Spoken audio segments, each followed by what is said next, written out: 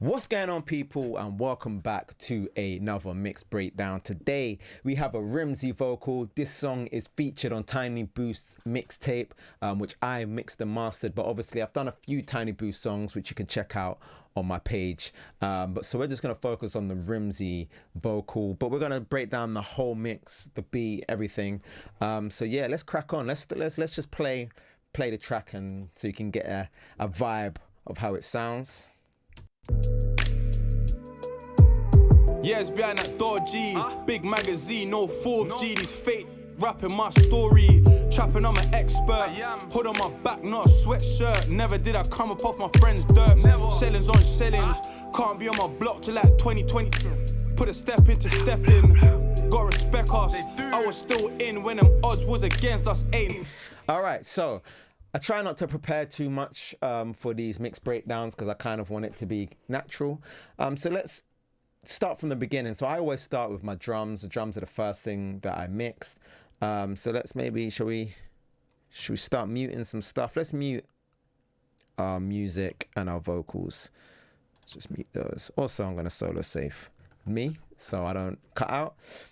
So yeah, we start off with our kick. I don't generally tend to put much processing on a track separately, except for this console one. I use the console one to gain stage. So if I bring up the console one window, I usually just use this to gain stage. You probably see there isn't anything going on with the console one except on the vocals, which we'll get into in a bit. But for the most part, on the beat, I'm just using a console one to gain stage. That's why the console one is on every track. We've got a VMR here. We just got this the lift, the custom series lift. We're doing punchy. We've got a punchy setting button plugged in. We're just doing 2.97. And then if you notice here, we've got a duplicate of the kick track. So this is exactly the same. I think I just felt like the kick wasn't kicking. You get me? It wasn't kicking. So I wanted to duplicate the track and add some distortion so it can really poke out in the mix. This is a thing. Producers, if you're watching this, sound selection is so important. Like, you got to do your part, and this isn't a dig at the producer or anything. I just felt like the kick wasn't there, so I kind of shaped it a little bit myself. So I duplicated it, and on the duplicate, I guess the parallel, I cut out the lows because I didn't want any low information to be affected. I just wanted to get a little bit of distortion on the high end so it can click through. I guess it can poke through in the mix. So let's listen to the drums, and I'm gonna mute and unmute the duplicate, the parallel, and see if you can notice a difference.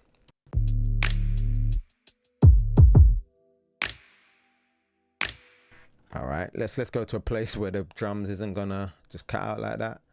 So let's loop this right here.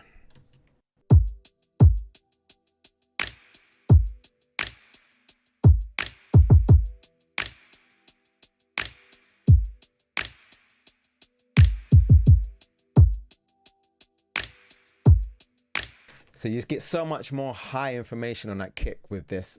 And then we're sending both of those kicks into this auxiliary, this bus, and that's going to my drum bus. So yeah, that's kind of what I did on the kick drum there. You can just hear before I did that parallel process and that it just wasn't quite standing out enough. It was a little bit flat, the kick drum. You've got the snap here, hi-hat, cymbal, and a clap reverb. I think I added this reverb here. I could be wrong. Clap verb. Actually, no, it was sent to me with that. That's cool.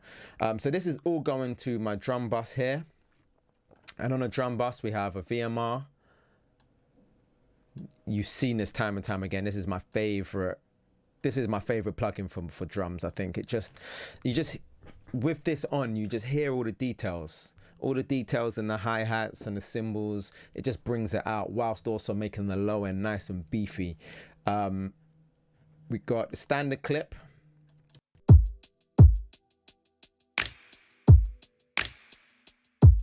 And if you look at the red on top of the waveforms there, that's how much is getting clipped. So very, very, very minute amount is getting clipped, but that's just so that's just to catch the peaks. And then when we're doing limiting later, nothing's jumping out in the mix too much. I'm messing up my compressor on the mix bus and the limiter. It's just making things a little bit more manageable for when I do mastering. And then we've got an EQ here, just rolling off the lows as you do. We've got nothing on this all drums bus. The parallel is turned down. I didn't do any parallel processing on the drums. So let's get into the bass.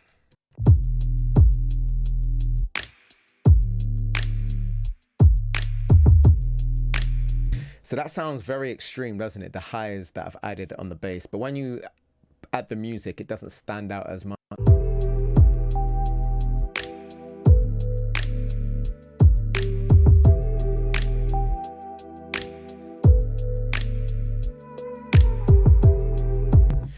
So yeah, when it's on its own, it sounds a bit nuts. But in the context of the mix, I think it just helps the bass stand out. So how I did that is I've got the bass track here on the 808 channel, and I'm splitting it to 2 buses, bass low and bass high. On bass low, we're just doing some EQ just to isolate those low frequencies, and then we're compressing.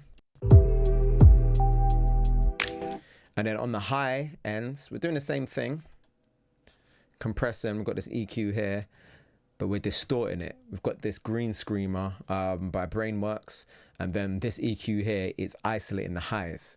So on the low ends, we're isolating the lows, and then on this, we're isolating the highs.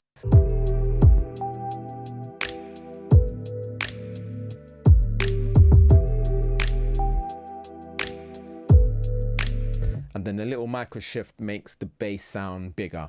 And obviously we're only adding this on the highs, we're not adding it on the lows. We don't want to do any kind of stereo widening on our lows, because that would take out the low frequency, basically make it sound less bassy, or make it sound bigger, but it will lose that punch if we do any kind of width processing on the lows. So we only do it on the highs. Then our drums, well, both of our bass tracks, the lows and the highs, are going to this channel.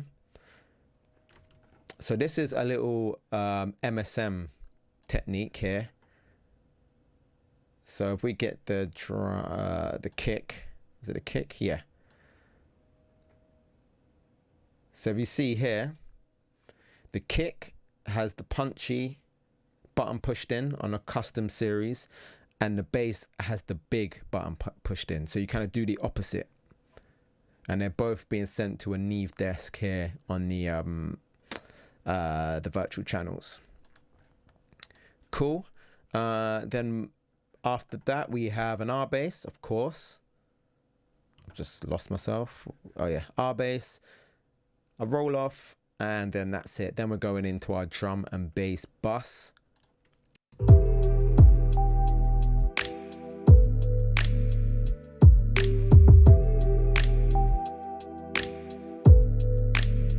We're just doing -1 decibels of reduction on the shadow hills. We've got the black box, adding some saturation. Then we've got the Brainworks digital version 3. And I think on this, I'm just doing, yeah, mono maker. That's the main thing I'm doing.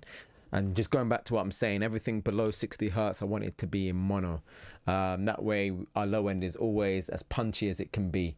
And then of course our bass there, 80 hertz, -17 for intensity.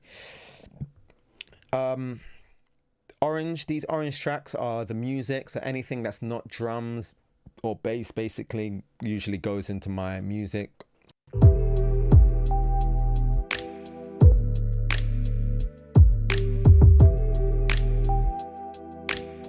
And the main thing I'm doing on this is this electric piano.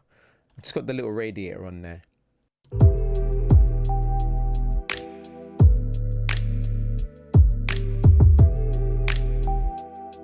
And can you hear? That's just making it sound a little. It's just making it sound. It's just making it pop a little bit. It makes it sound a little bit more metallic, I guess. I wanted it to sound to stand out in the mix a little bit more than what it was doing before. It was a little bit too soft for me before, and this little radiator just helped us bring it up in the mix a little bit. And then we just got a gain plug in there for whatever reason. And yeah, like I said, the console ones don't have anything on them. I was just using them to gain stage. This delay here.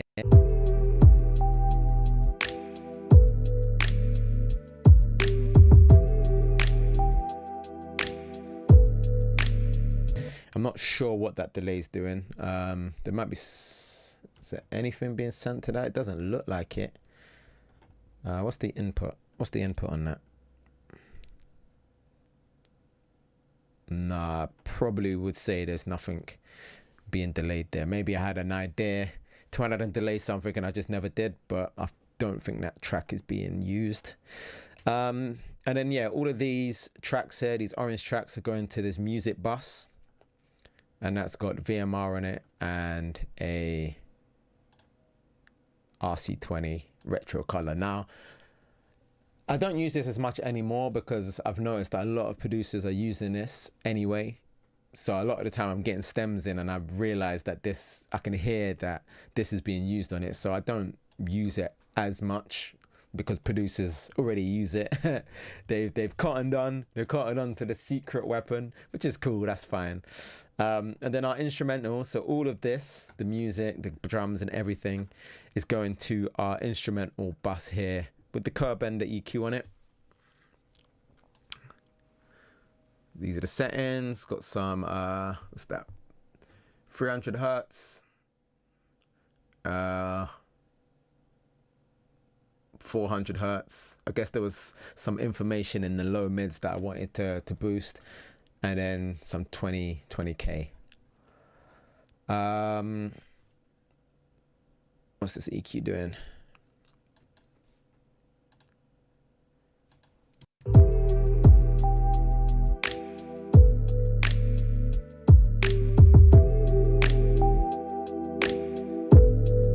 Okay, I hear what I'm doing. So I was trying to just bring out the pads a little bit, I think. Just that warm sound in the pads. I want it to be a little bit louder. That's what I'm doing on both of these EQs, from what I can tell, from what I can remember. Cool. So let's get onto the vocals now. Now I did print these vocals through the SSL Fusion, so they've been printed, as you can see here. So after I printed them, they're going into this channel here that says Rimzee. Now let's take a listen. Magazine, no 4G, these fake rapping my story. Trapping, I'm an expert. Hood on my back, not a sweatshirt. Never did I come up off my friend's dirt. Sellings on sellings. Can't be on my block till like 2020. All right, so we got a virtual channel. Then we've got an R compressor. Just doing 1.5 ratio, a 1.5 ratio. Yeah, it's behind that door, G. Between 3 and 6 decibels of gain reduction. Got an EQ here, bringing out those tops. A little bit of a cut here at 171 and 287. We've got 2 compressors here. One is compressing the distressor, and one is parallel compressing the FG116. Yeah, it's behind that door, G. Big magazine, no 4G, these fake rapping my story. Trapping, I'm an expert. Hood on my back, not a sweatshirt. Never did I come up off my friend's dirt. So that parallel compression just gives us a little bit of body and lift in that vocal. Then we've got a tremor here, just making sure I'm gain staging as I go along. What's this? The Pro Q2 197 boost. So a lot of the time I'll have an EQ before and after the compression, because compressors will usually bring out frequencies, especially when you're parallel compressing, that you might not always want, or you might have done some EQ in here and then what you've EQ'd kind of gets brought back out with compression. So we might do some more of some more cutting in the same frequency. So that's why you'll always often see me doing some EQ before and after the compressing. We've got an air EQ here. I've not used this in a while. Yeah, it's behind that door, G. Big magazine, no 4G, these fake rapping my story. Trapping, I'm an expert. Hood on my back, not a sweatshirt. Yeah, I like how that sounds. That sounds nice. I forgot about this EQ. I might start using this more often. It's a nice EQ. Very, it's almost subtle, like what you can do with it. You can just add I guess air. That's why it's called air EQ, but it's quite subtle and it sounds nice. I like it. We've got de-esser here, standard stuff. And then from this channel, we're going to our all vocals channel, which is here. We've got a VMR here, ensemble at a 8% mix, and a little micro shift at, let me guess, 4.5. I thought so. This, I'm guessing, gain staging. It's the VUMT, and an F6. Let's see what this is doing. Yeah, it's behind that door, G. Big magazine, no fourth G. These fake rapping my story. Trapping, I'm an expert. Hood on my back, not a sweatshirt. Never did I come up off my friend's dirt. Yeah. So that's controlling, not so much sibilance. It's kind of like a brittleness in the vocal that I just wanted to smooth out. So we're adding the F6 just to catch it when it sounds particularly brittle, I guess. Those S's, it's like the low 4K, high 3K S's. It's like that kind of sound. That's what's kind of getting caught by the F6. And then also 250, which I'm guessing is more of that roomy frequency that I was trying to tackle with the EQ earlier on. I'll point out that I didn't record these vocals. These are vocals sent in to me.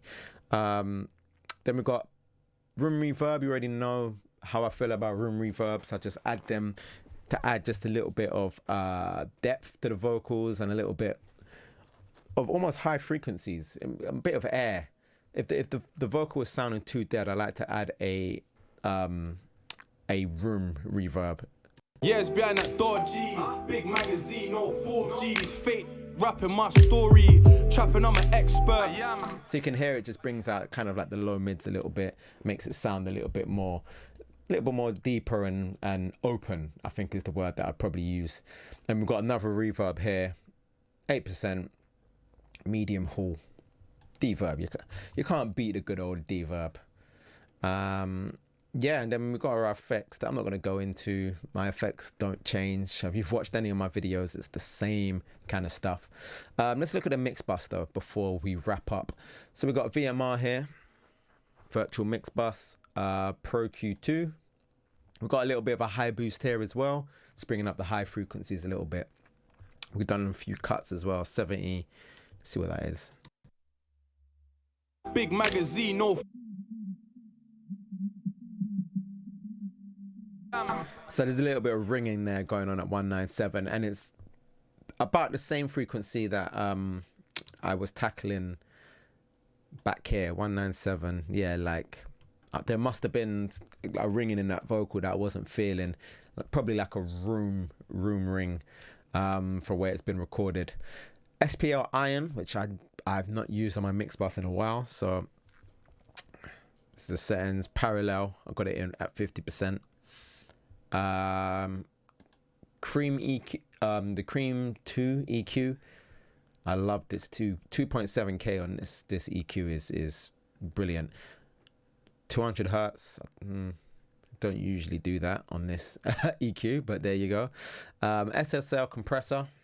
Yeah, it's behind that door, G. Big magazine, no fourth G. These fake rapping my story. Trapping, I'm an expert. Hood on my back, not a sweatshirt. Never did I come up off my friend's dirt. Sellers on sellings. Can't be on my block till like 2020. Put a step into stepping. Yeah, I don't know what was going on there, but yeah, usually I do about 1 decibel of gain reduction on the SSL. On the SPL. Yeah, it's behind that door, G. Big magazine, no fourth G. These fake rapping my story. Trapping, I'm an expert. Same thing, -1. This is barely moving. So this is the mids, this is the sides. We've got Saturn 2, another thing that I don't use much on my mix bus. Is that 100%? It's at 100%. Yeah, it's behind that door, G. Big magazine, no fourth G. These fake rapping my story. Trapping, I'm an expert. Hood on my back, not a sweatshirt. Never did I come up off my friend's dirt. Sellers on sellings. Can't be on my block till like 2020. Yeah, I like that. It's very subtle, but I quite like that. Just some warm tape and subtle saturations on the highs. So warm tape that we're doing 20%, 52%, 20%. I like that though. That sounded nice. We've got the curve bender. 20k. I like the 20k on the curve bender. And you're probably thinking like our ears can't hear, I think above, what is it, 16k, I think. But it's the curve. The curve on this curve bender is really nice. So when you boost that 20k, you're getting some of those real high ends around 16. Just give it a little bit of shine. 4.2k plus 1 boost and a 150 plus 1. We've got an SSL Fusion, which is obviously hardware. It's on my desk, but I can show you what I was doing on there. This is basically the settings that I was using. So 70 hertz was doing a big boost at 70 hertz, and again that 20k, you probably can't see the number there, but 20k on the SSL Fusion is very nice, very nice. Some width. This isn't actually the settings I've got here. It's more like this. It's more like that, I'd say. And yeah, that's pretty much the settings there. Cool. Then the God particle, of course. What can we say about this plugin? Really good for just giving us some glue. I've heard someone comment on my video, my master bus video, that it sounds trash, but I guess it's an opinion thing. I really like it, personally. And then we have the BX limiter, which I don't actually use anymore, but it's a good limiter, I guess. But I just felt like I couldn't get enough volume out of it. Now I use more. I've gone back to Ozone 8, if you can believe that. Also, I might use the FGX as well by Slate. But on this particular plugin project, we're using the BX limiter. That is the mix breakdown. That is the whole track. So let's have one more listen and then we'll wrap up.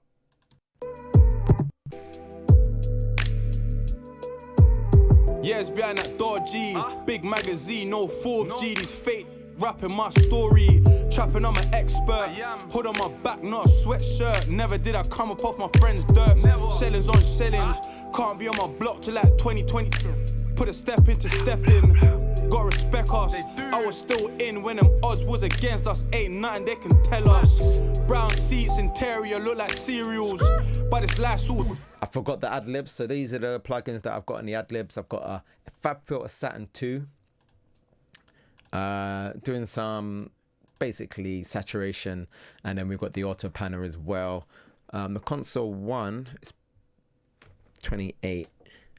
There you go. Console 1's doing some compression and some EQ, but for the most part, these are the two plugins that are giving us that new frequencies, kind of differentiating it from the main vocal, making it stand out on a different plane to the main vocal, and of course panning left and right, just to get some movement.